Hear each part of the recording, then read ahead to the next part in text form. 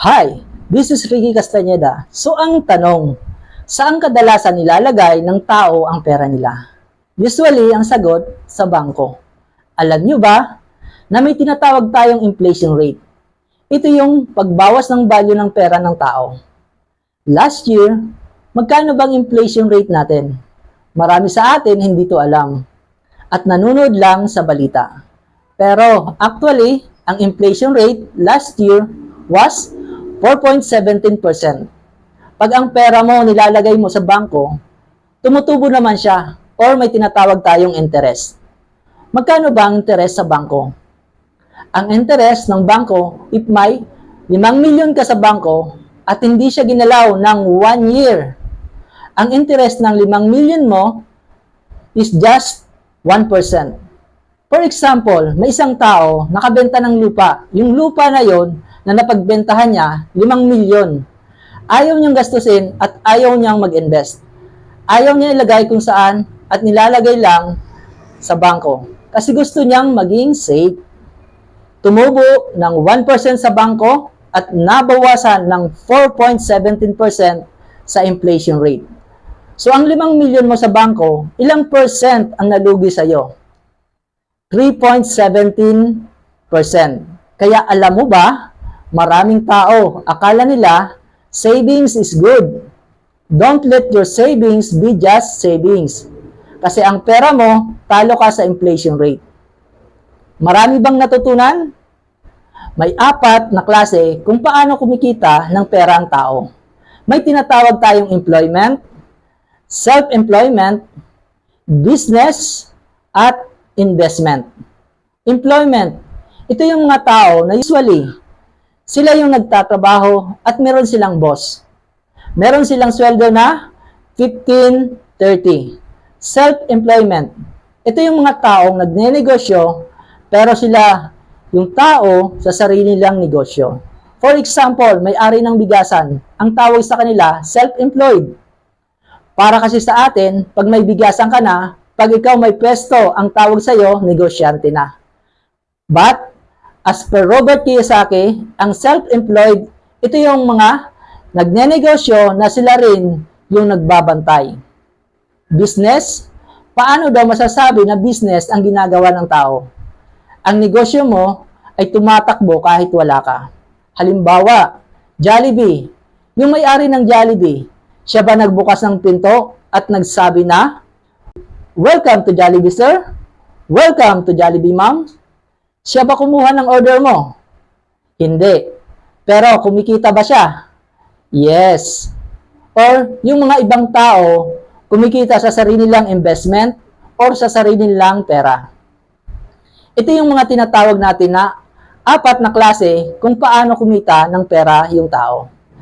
95% ng mga tao they choose employment and self-employed. Only 5% lang ang nagbi-business at nag-i-invest. Pero alam nyo ba, 5% na yaman ng buong mundo, naghahati-hati po niyan is the 95% ng mga tao na bilong sa employment and self-employed quadrant. At ang 95% na kayamanan ng mundo ay pinaghahati-hatian ng 5% na population na ang ginagawa ay business and investment. Paano nga ba yumaman sa buhay? Or paano maging asinsado? Kailangan mo talagang mag-business at mag-invest. Pero ang tanong mo sa akin ngayon, Ricky, hindi naman tinuro sa akin yan ng nanay ko. Kaya ganun nangyari. Dahil nung unang panahon, isa lang may trabaho sa pamilya, buhay na. Usually lalaki lang, ang babae nasa bahay lang yan. Pero sa panahon ngayon, 2 na kayong may trabaho sa pamilya, kulang pa rin. Ibig sabihin, nag-iiba kung paano tayo kumikita ng pera. Ibig sabihin, ang economy natin nag-i-evolve. Kaya dapat, ang mindset din natin nag-i-evolve. Pansinin nyo, anong tinuturo sa atin ng ating mga magulang? Anak, mag-aral ka ng mabuti para pag-graduate mo, maghanap ka ng magandang trabaho. Pero kung papansinin nyo, dito sa Pilipinas, lahat ng mayayaman na tao, ano ang nationality nila? Chinese. Ang Chinese po ba, paano mag-isip?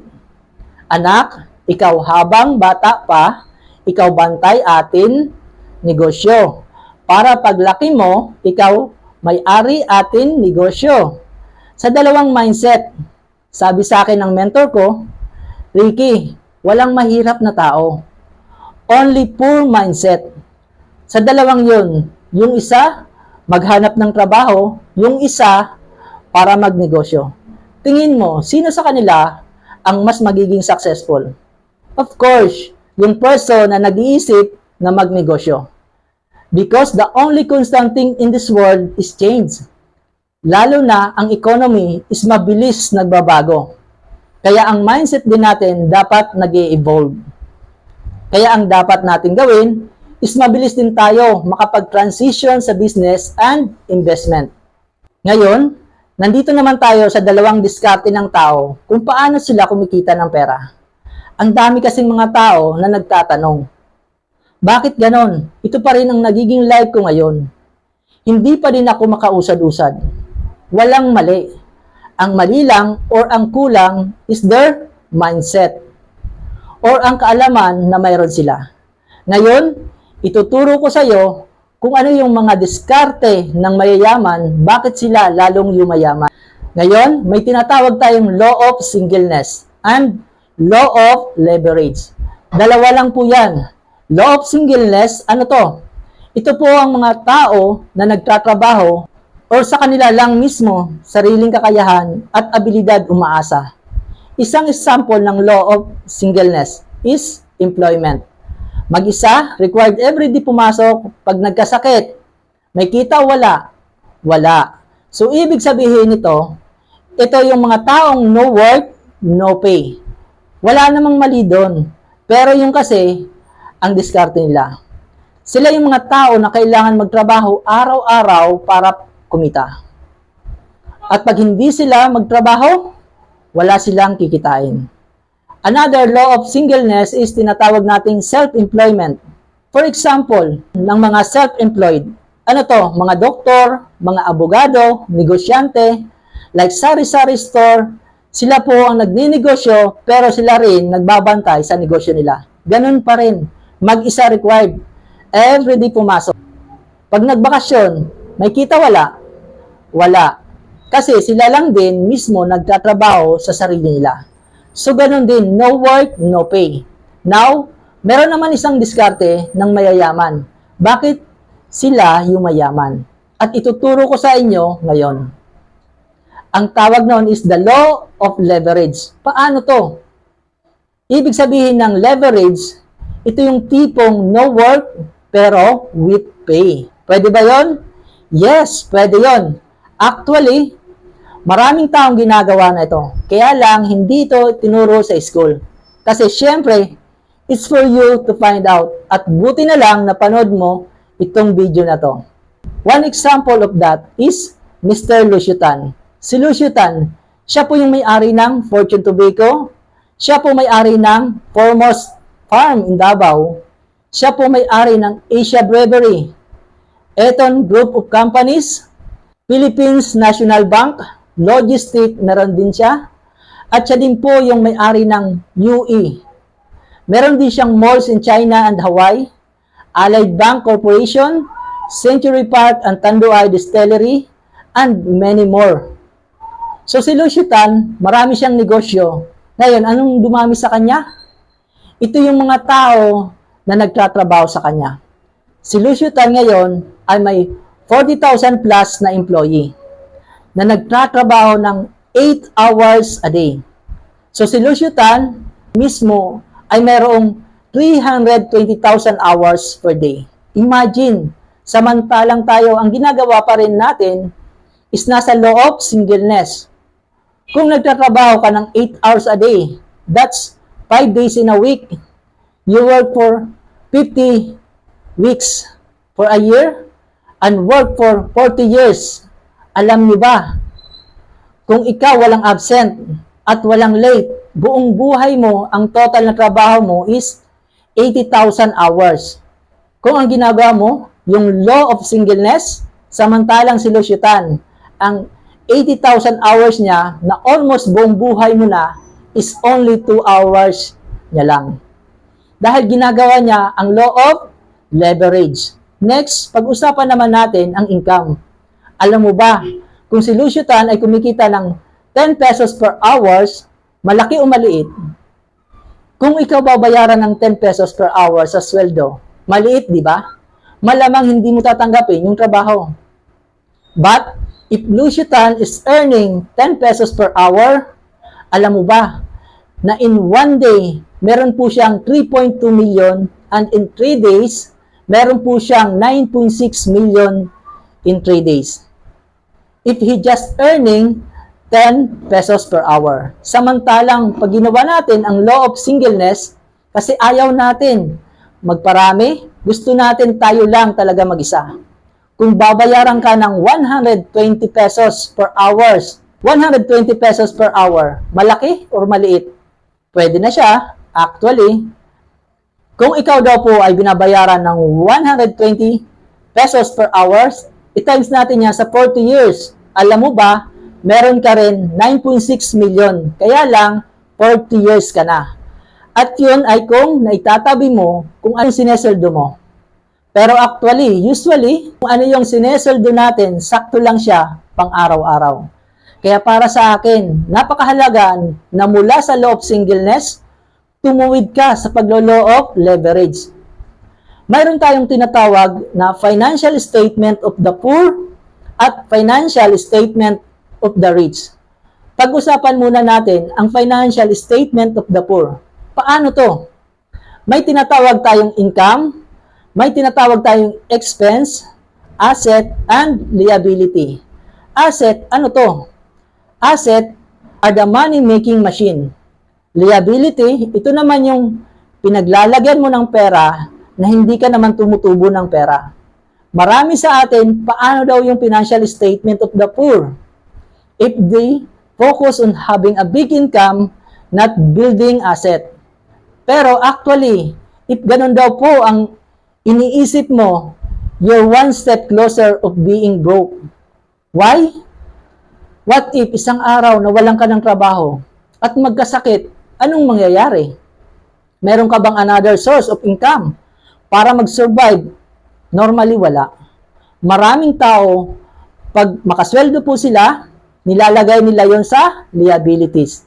Bibili ng cellphone, yung 13-month pay, saan nilalagay? Bibili ng bagong sopa, bagong TV, magsha-shopping. Ang tanong, yung mga bagay ba na yon, tumutubo ba ng pera? Hindi po. That's why we keep on working, and bibili ng liabilities, walang nangyayari. Pag medyo nakaluwag-luwag, magta-travel, pag uwi, magtatrabaho na ulit. Hanggat hindi mo namamalaya na 19 years ka na pala nagwo-work, 30 years na nagwo-work, bakit wala pa rin nangyayari? Marami akong kilalang ganyan. And nalaman ko na nauubos ang kanilang pera sa liabilities, hindi sa asset. Ngayon, paano naman ang financial statement of the rich? Paano to? Ang financial statement of the rich, ganun din, may income, expense, asset, and liability. But ang mayayaman, pag nagkapera, nilalagay yun sa asset. Ano yung asset? Money-making machine. For example, ang tanong sa akin, karamihan, Ricky, I am only a single income earner. Nasa law of singleness ako. Okay lang yan. Ang importante, unti-unti tayong gagawa para sa asset mo. Ngayon, ang gagawin mo, kung may extra na pera, huwag kang bibili ng liabilities. Ang gagawin mo, sa extra na pera is ilalagay mo sa asset. Pag ikaw ay may single income, nagka-extra ka, nilagay mo sa asset. Yung asset mo, pag-igihan mo talaga ng gusto para kumita ng pera. Pag yung asset mo nag-generate ng income, ang tanong, ilan na ang source of income mo? 2 na. Hindi marami ka ng pera ngayon. Pag mas marami ka ng pera, more likely, mabibigyan mo ba yung asset mo ng another pera? Yes. At pag tumubo ulit ng pera, yung asset mo, ilan na ang source of income mo? 3 na, hanggang maging 4 na, hanggang maging 5. Hanggang dumating yung point na yung income mo mas mataas na kaysa expense mo. Karamihan ng mga tao na mimit ko outside the country na mga nag-OFW. Saan nila nilalagay ang pera nila? Na ang common mindset natin sa bahay. Ang dami kong kilalang ganyan. Pansinin mo, ang Chinese, ang laki ng negosyo nila, ang liit ng bahay. Usually, ang negosyo nasa baba, yung bahay nasa taas. Ang Pinoy daw, baliktad. Ang laki ng bahay, pero walang negosyo. Para sa akin guys, this is your wake-up call. And sabi nga ni Mr. Robert Kiyosaki, if your house is your biggest investment, your life is in trouble. Actually, kaya naman talaga natin magnegosyo. Kaya lang, ang mindset natin, hindi tayo pinalaki para magnegosyo. This is your wake-up call para mag-start ng negosyo. So, ibig kong sabihin, you have to invest on money-generating leverage asset. Hindi lang siya basta asset. Dapat yung may leveraging. Ano nga ba yung leverage? No work, pero with pay. Na pwede maging leverage yung negosyo mo. Ngayon, kung tatanungin kita, Ricky, I have money. Anong gagawin ko? Tatanungin kita, magkano ang kapital mo? Kung ikaw may 20,000 na ipon, saan mo pwede ilagay? Pwedeng timpura, pwedeng barbecuehan, kaya lang ang tanong, bagay ba sa beauty mo? Ang ganda mo, ang gwapo mo, tapos nagpapaypay ka ng barbecue. Pwede naman. Kung ikaw may 50,000 pesos, pwede ka siguro mag-sari-sari store. Kung ikaw may 100,000 pesos na ipon, sabihin na natin na pwede kang mag-small franchise. Pero sabihin na natin, meron kang 300,000 pesos, pwede ka mag-internet shop. At kung ikaw may 40 million, magtayo ka na ng Jollibee. Ngunit, may tanong ako. Sa lahat ng negosyong nabanggit ko, saan doon may leverage na negosyo? Ibig sabihin ng leverage, again, kahit wala ka, patuloy itong kumikita. At yung pera na ang nagtatrabaho para sa iyo. Sa lahat ng 6 na sinabi ko sa iyo, na mga negosyong ito, ang pinaka-leverage lang is Jollibee. Magkano ang puhunan ni Jollibee? 40 million pesos. Ang tanong ko sa iyo, may 40 million ka ba? Kung wala, ang next question ko sa iyo ngayon, how much do you have? So, we have this concept na pwedeng gawin without leaving your work and earn doing the leverage system with automated tools na maliit lang yung start capital mo. Excited ka bang malaman ito? Now, click the button and see you in the next video.